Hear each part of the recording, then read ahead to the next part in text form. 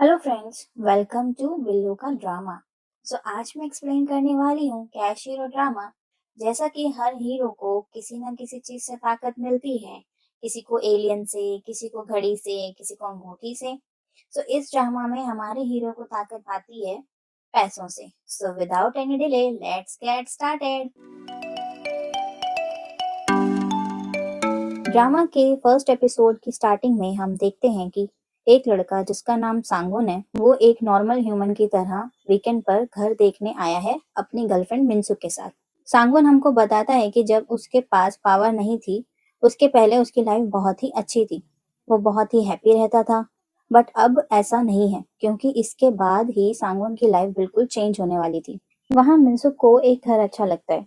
जब वो दोनों घर की डिटेल्स लेने जाते हैं, तब पता चलता है कि वो 700 मिलियन वॉन का है, जिसको सुनकर ये दोनों बहुत हैरान हो जाते हैं, जिसमें इनको अभी डाउन पेमेंट भरनी होगी, जो कि 140 मिलियन कम से कम होना चाहिए।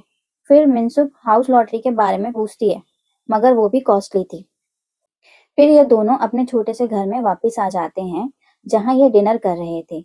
और बाकी सब फैमिली की तरह इनका भी यही ड्रीम है कि इनका एक बड़ा सा घर हो। मिनसुक यहाँ हिसाब लगा रही होती है कि अगर हम दोनों की सेविंग्स जोड़ ली जाएं, तब भी 30 मिलियन वॉन कम है। बस ये और जोड़ने हैं, फिर हम डाउन पेमेंट कर देंगे। मिनसुक हिसाब में बहुत तेज है। वो अपनी कंपनी की हेड अकाउंटेंट है। मिनसुक बोलती है कि तुमने 5 मिलियन का कुछ लिया है, तो सांगुन उससे छुपा नहीं पाता और बता देता है कि उसने बाइक ली है। मिनसुक बोलती है कि एटलीस्ट मुझे बताना चाहिए था। फिर मिनसुक एकदम से सांगुन को शादी के लिए पूछती है, जिसमें सांगुन थोड़ा शांत हो जाता है और मन में सोचता है कि प्रपोज तो मुझे करना चाहिए था। हमारी 9 इयर्स की रिलेशनशिप में भी स्टार्टिंग में मिनसुक ने ही प्रपोज किया था। और हमें भी पहले का सीन दिखाते हैं, जिसमें मिनसुक सांगुन को डेटिंग पे खर्चा करने के लिए मना कर देती है। तब सांगुन को लगता है कि ब्रेकअप करने के लिए बोल रही है, मगर फिर वो सीधा बोलती है कि तुम मुझे फटाफट से प्रपोज करो। और आज भी ऐसा ही हुआ, जिसमें फिर मिनसुक बोलती है कि मैं तुम्हें वीडियो गेम भी दिलाऊंगी, जिसको सुनकर सांगुन भी शादी के लिए मान जाता है। वैसे तो मिनसुक से वो पहले से ही बहुत प्यार करता है, लेकिन अब हम देखते हैं कि इनकी रिलेशनशिप एक मैच्योर रिलेशनशिप है, जहाँ ये पैसों की बातें कर रहे हैं, घर की बातें कर रहे हैं और शादी की बातें कर रहे हैं। प्रेजेंट में फिर मिनसुक सांगुन को मैरिज रजिस्ट्रेशन का फॉर्म देती है और कहती है कि लॉटरी में पार्टिसिपेट करने के लिए मैरिज का रजिस्ट्रेशन होना बहुत जरूरी है, इसलिए इस पर तुम स्टैंप लगवा लेना। फिर सांगुन भी सोचता है कि ये लड़की ने पहले से ही इतना सब कर रखा है, कितनी फास्ट है ये। फिर इसके बाद ही सांगुन के पास एक मैसेज आता है। मिनसुक पूछती है कि किसका मैसेज आया है। सांगुन बताता है कि मेरे डैड का है, मुझसे मिलना चाहते हैं, शायद कुछ चीज देने के लिए बुला रहे हैं। मिनसुक पूछती है कि शायद पैसे देने होंगे, लेकिन सांगुन कहता है कि मेरे डैड के पास पैसे नहीं हैं, वो कहाँ से देंगे। क्या तुम्हें याद नहीं, जब मैं पिछली बार गया था, तब उन्होंने मुझे सिर्फ कैबेज दी थी। इस टाइम भी जरूर ऐसा ही होगा। नेक्स्ट सीन में हम देखते हैं कि सांगुन अपने गांव वाले घर में मॉम डैड से मिलने जाता है और वहां अपनी मॉम से मिलता है। उसकी मॉम अपने बेटे को देखकर बहुत खुश हो जाती हैं। फिर अंदर से एक आवाज आती है, सांगुन को बुलाते हैं, जो कि उसके डैड थे, मिस्टर कांग होते हैं। अंदर एक कमरे में उसके डैड कुछ काम कर रहे होते हैं। मिस्टर कांग कहते हैं कि मैं रिटायर होने वाला हूँ, मगर सांगुन अपने मन में सोचता है कि रिटायर वो लोग होते हैं जो कुछ काम करते हैं। यहाँ सांगुन के लिए उसके डैड की इमेज ज्यादा अच्छी नहीं है, क्योंकि वो बहुत इर्रेस्पॉन्सिबल पर्सन थे। उसे अपने डैड से मिलने में भी कोई खुशी नहीं होती है, बल्कि और अनकंफर्टेबल फील करता है। सांगुन हमको बताता है कि आईएमएफ क्राइसिस की वजह से हमारी फैमिली बहुत खराब हो गई थी। इसके डैड पैसा लेने के लिए जोंग लोन कंपनी के पास जाया करते थे। पैसे की कमी इतनी बढ़ जाती है कि वह खुद अपने बेटे सांगुन की गुल्लक ले जाते हैं। सांगुन अपने डैड को रोकता है, लेकिन गुल्लक जमीन पर गिर जाती है और टूट जाती है। फिर उसके डैड मिस्टर कांग उसमें से पैसे उठाकर ले जाते हैं और छोटा सांगुन उन्हें देखता ही रह जाता है। प्रेजेंट में सांगुन के डैड उसके पास आते हैं और कहते हैं कि मुझे पैसे चाहिए। सांगुन मन में कहता है, मुझे पता था कि मेरे डैड को और क्या चाहिए हो सकता है।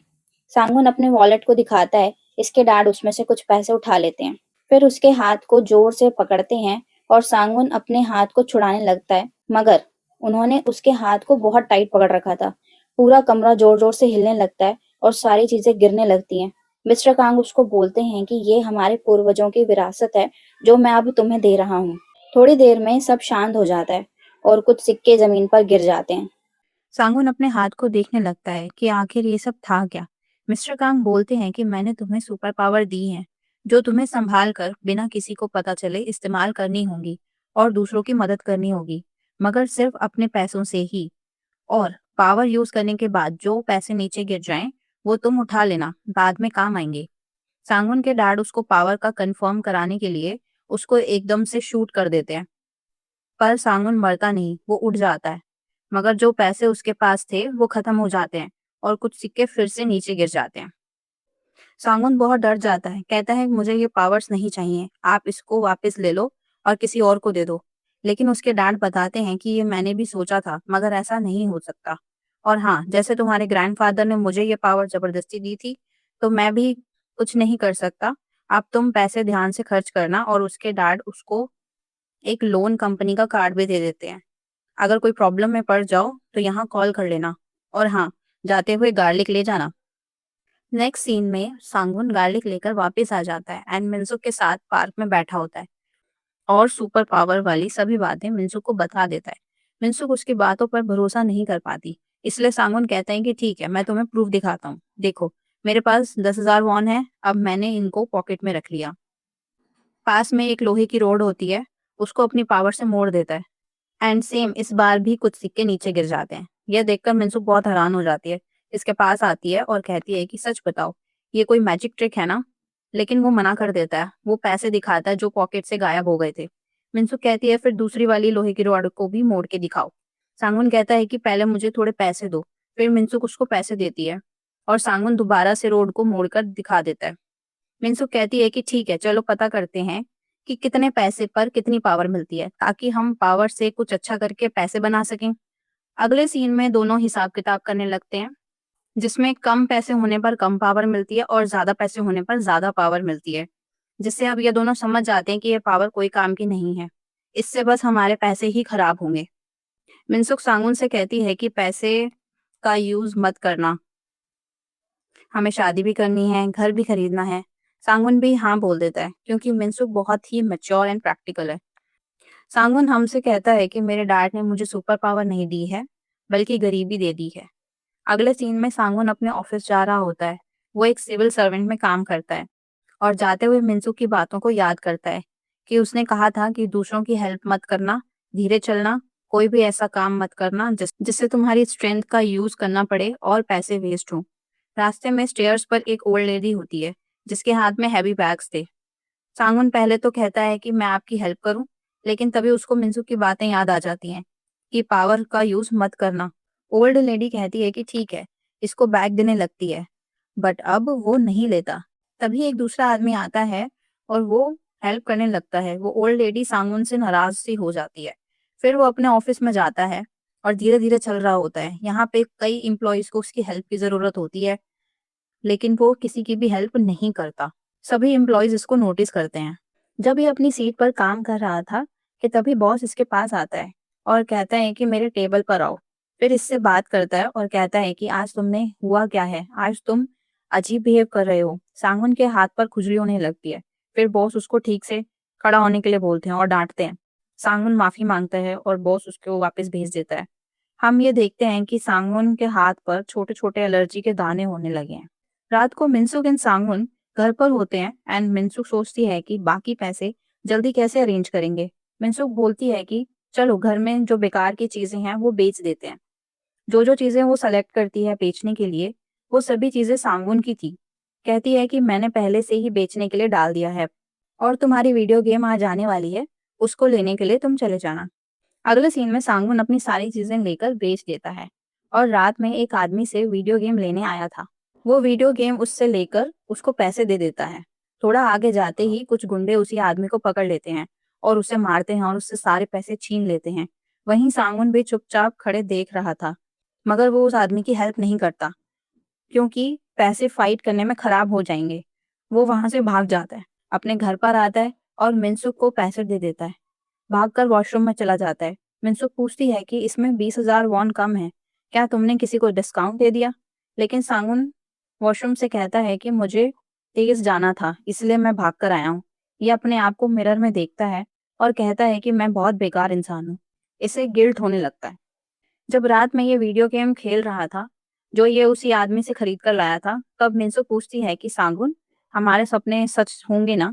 ये भी हाँ बोल देता है और अपने मन में बोलता है, अगर मेरी जगह ये गेम वाला हीरो होता, तो क्या ये भी अपनी सेविंग्स से किसी की मदद करता? शायद नहीं। तब हम देखते हैं कि सांगुन के हाथ पर और एलर्जी वाले दाने बढ़ जाते हैं। मीन्स जब जब ये किसी की मदद नहीं करेगा तब तब इसकी एलर्जी बढ़ती जाएगी। नेक्स्ट सीन में सांगुन की मॉम उससे मिलने सेओल आती हैं। इसकी मॉम इसके हाथ पर और गर्दन पर दाने वाली एलर्जी देखती हैं और कहती हैं कि ये तुम्हें भी शुरू हो गया। जरूर ये जेनेटिक प्रॉब्लम है, जो तुम्हारे डैड को भी थी, फिर अपने आप ठीक हो जाती थी।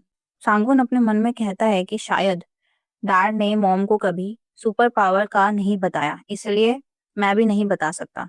उसकी मॉम कहती है कि मैं तुम्हें कुछ देने आई हूँ। सांगुन अंदर से डर जाता है और कहता है कि डैड ने तो पावर दी थी, अब मॉम क्या देने आई है?